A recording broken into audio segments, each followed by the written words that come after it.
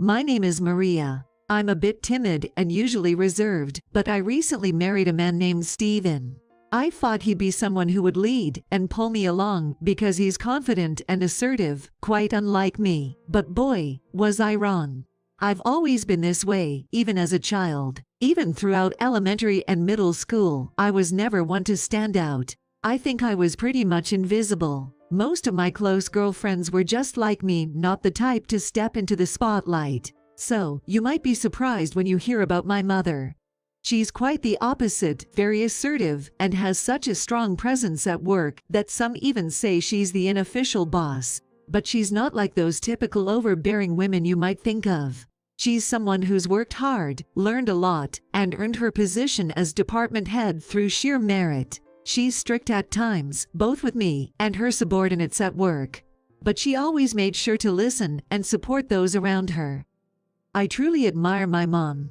In fact, I don't have a father in my life. I heard that when I was very young, my mom couldn't put up with his gambling habits anymore and pushed for a divorce. Apparently, he'd been spending the money she'd earned, which caused a lot of tension. During the divorce, my mom's assertive nature came to the forefront, and she didn't hesitate to blame him. But ever since, she's raised me on her own. Because of her strength, I was able to grow up the way I did. So, many people might find it puzzling that I turned out so different from her. Maybe I became overly serious because of the strict upbringing. But the one thing she always worried about was whether I'd find love and get married. She even mentioned arranging blind dates for me at one point. Eventually, as I began working, I started dating Steven, introduced to me by a senior colleague. He was straightforward and had a strong presence, quite different from me. I felt there was something about him similar to my mom, and maybe that's why I felt comfortable around him. I think I did everything for him. That might be why Steven proposed, and we got married. My mother was over the moon about it. I'd always told her about Steven, and she'd encouraged us, saying we should work together as a team. Even after marriage, Steven took charge, deciding on various things like where we'd live, and what our home would look like. I thought whatever he wanted was best, so unless there was a significant issue, I usually agreed with him. Thanks to that, we settled into a rented house and started our new life. I was genuinely excited, but little did I know that things would soon take a turn in the opposite direction. After moving into our new home, things progressed quickly, and soon I found out I was pregnant. Steven was thrilled and exclaimed, "Awesome! We've got to throw a party." I thought that was just his cute, exaggerated way of expressing joy. But his words weren't an exaggeration at all, and led to an unexpected turn of events. I realized this when I came home from work one day. There were unfamiliar shoes at the entrance. I could hear voices from inside. I recognized Steven's voice immediately. But the other one belonged to a familiar woman. As I cautiously entered the room, the woman greeted me. "Oh, Maria. Welcome home. Hope I'm not intruding." It was Steven's mother, my mother-in-law. I was taken aback. I had no idea she was coming. I couldn't help but ask, "Hi, what's going on? Did you have some business?" My mother-in-law stared at me and said with a smirk, "I've heard the news, Maria. You're finally becoming a mother, aren't you?" I immediately understood. There was a bottle of wine on the table, and it was clear she had had quite a bit to drink. She started to slur her words. "So, why are you drinking here?" Instead of her, Steven cheerfully replied, "Surprised, aren't you?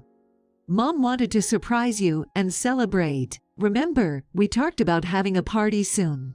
While I appreciated the celebration, I wished they'd planned it better. I honestly didn't need this surprise. I would have preferred if he'd told me she was coming.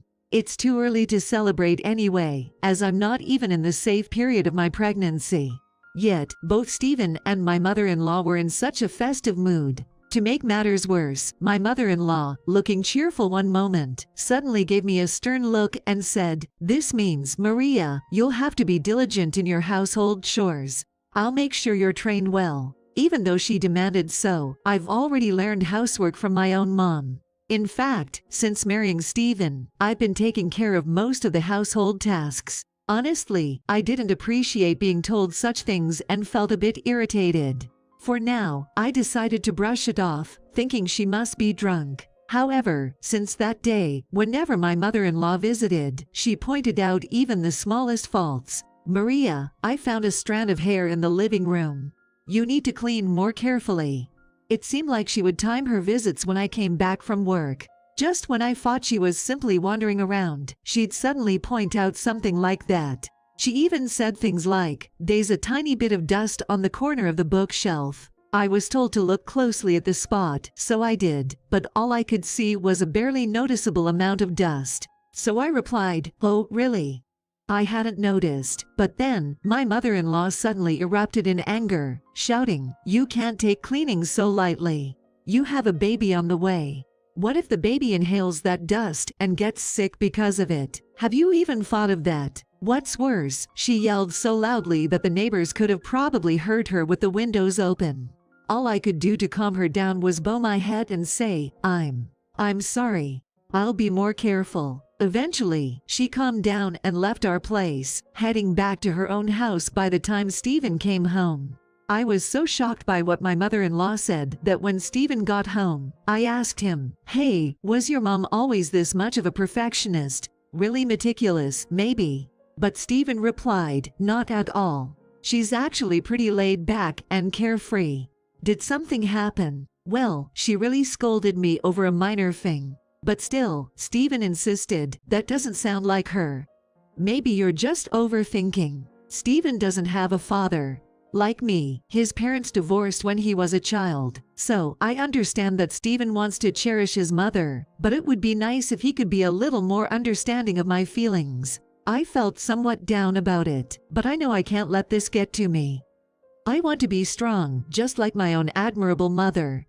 After all, I'm about to be a mother myself. I can't let these things bring me down, especially for the sake of my child. Yet, my mother-in-law's harsh criticisms didn't stop. Every time she came to our house, she would shout, "Look at the overgrown grass in the yard today. The neighbors will laugh at us with such a messy yard. Why are you leaving the laundry outside when it's cloudy? The whole point of washing them is lost, isn't it?" What's worse, she always seemed to come when Stephen was at work. She probably wanted to appear as a good mother in front of her son.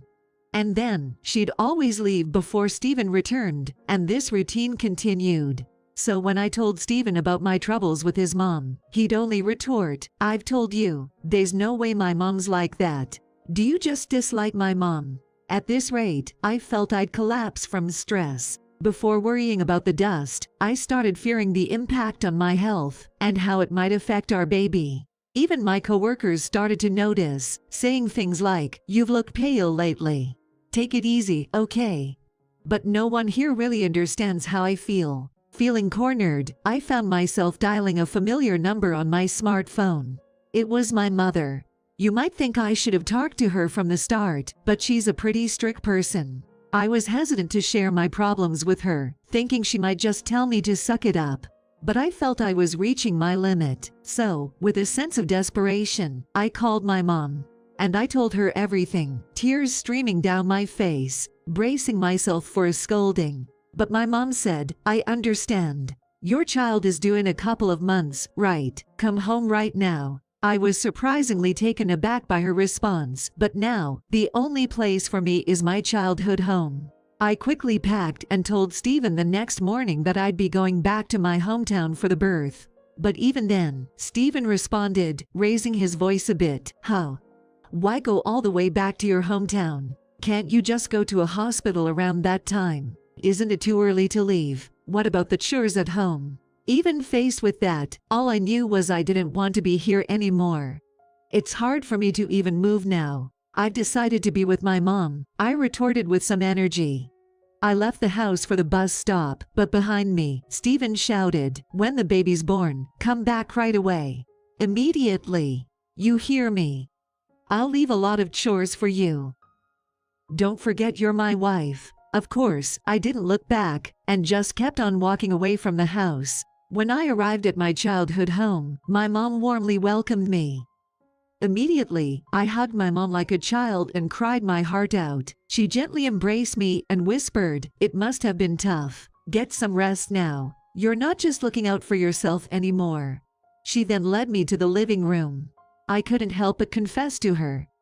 "Mom, I'm sorry. I guess I'm weak after all. I'm causing trouble for you again." My mom replied, "What are you saying? You're not weak, and what mother wouldn't help her daughter in distress? It's all right, but that son and his mother need some reflection. I won't stand for this." Finally, I felt like I had found a safe haven, and my tension melted away. A few months later, severe consequences awaited Stephen and his mother. 2 months after returning home, I safely gave birth. If I had stayed in that house, I'm not sure if I could have met my baby. My mom and I were overjoyed, and I continued to live with her. That was her wish as well. But about a week later, while my baby was asleep and I was talking with my mom, the anticipated call from Stephen came. I instinctively tensed up, but my mom said, "I'll answer. Stay quiet," and took my phone. I could overhear Stephen's voice. "Hey, how long are you going to stay at your parents'? Come back. The baby should be born by now, right? Show my mom her grandchild soon. She's been saying you're being too spoiled over there." Thinking it was me, Stephen was quite aggressive in his choice of words. Listening calmly, my mom whispered, "So that's how it is." Then introduced herself. "Are you Stephen? I'm Maria's mother." Stephen, sounding oblivious to his tone, replied, "Oh, I didn't know you were her mother. How's Maria? Put her on, please." That's when my mom dropped the bombshell. "Well, I'd like to, but I can't. We're in the middle of a funeral for my daughter and grandchild." I was utterly shocked. I shouted in my mind, "What?" Clearly surprised, Stephen asked, "What do you mean? A funeral for Maria and the baby? Is this true?" But my mom continued, "Yes, she was constantly tormented by your mother. Maria was under tremendous stress. Despite her cries for help, you didn't seem to care. In fact, you seemed to blame her. Perhaps she just couldn't handle it anymore. And as a result, she took the baby she was about to bring into the world with her." And she even feigned a tearful voice. Of course, Stephen didn't immediately believe it, saying, "And no, I don't think my mom did anything like that. Is this some kind of mistake? There's no way." It's not that he doesn't believe, it's that he probably doesn't want to believe. However, from here on, it seems to be true, and my mom continued speaking to Stephen. "Actually, I visited your home the other day, but it seemed like nobody was home. As I was about to leave, some of the neighbors approached me. They asked, 'Are you from this house?' I was surprised, wondering if such a thing really happened, and continued to listen. When my mom was stopped by the neighbors, she honestly replied, 'I'm the real mother of the woman living here.' Then the neighbors began, 'Oh, is that so? How is your daughter? It seems she goes through a lot daily.' Apparently, they often heard my mother-in-law's nagging voice from the house, and even saw Stephen yelling at me when I was returning to my parents' home. Even when windows were open, these incidents were frequent, so of course the neighbors heard. The neighbors became concerned and had discreetly recorded these incidents on their phones. And they seemed to be considering contacting social services, meaning there was evidence of my mother-in-law's abuse. My mom explained this to Stephen and finally said, "What has been done is truly unforgivable." From what I gather, after hearing everything, Stephen was so shocked he couldn't even speak. No wonder I felt like the neighbors were giving me cold stares recently. So, what Maria said about mom was true. After a short pause, Stephen finally responded. But regardless of his reaction, my mom said, "I'll be coming to your house in a few days. Please make sure your mother is there as well. Thank you." And then hung up the phone. "Maria, do you want Stephen to remain the father of your child?" She turned to me for confirmation. I replied, "No, I don't want anything to do with him and his mother anymore. I'll raise this child myself." My mom gave me a reassuring smile. She then said, "Don't worry. I'll help you with raising the child." And true to her word, a few days later, she went to Stephen's house. Moreover, she took a male friend with her and told Stephen and his mother, "I've brought a lawyer with me," which was a lie. He was actually just a regular office worker. But the real goal was to say, "Please sign this quickly," presenting divorce papers with my name on them. In their panic, Stephen and his mother signed immediately, even though if I really had passed away, there would be no need for divorce papers. Perhaps they felt that resisting would be a bad idea. Having achieved her goal, my mom prepared to leave immediately.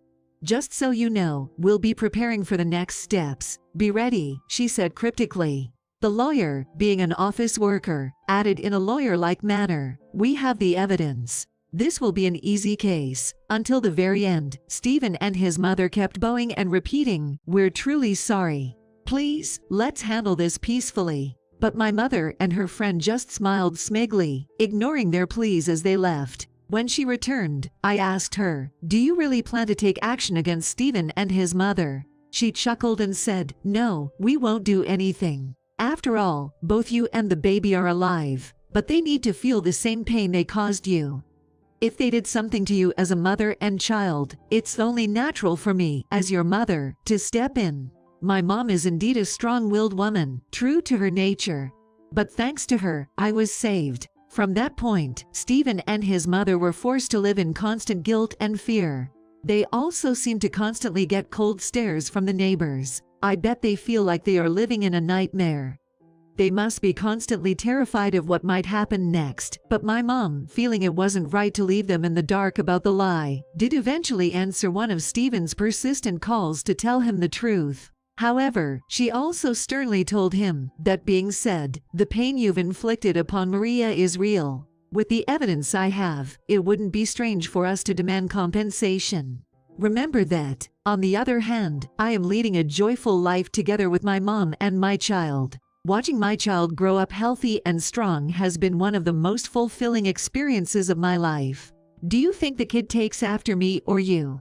When I asked my mom that, she responded, "Well, maybe somewhere in between would be just right, don't you think?" I thought she might be right. We both burst out laughing. It's an ordinary, yet fulfilling day-to-day life for us,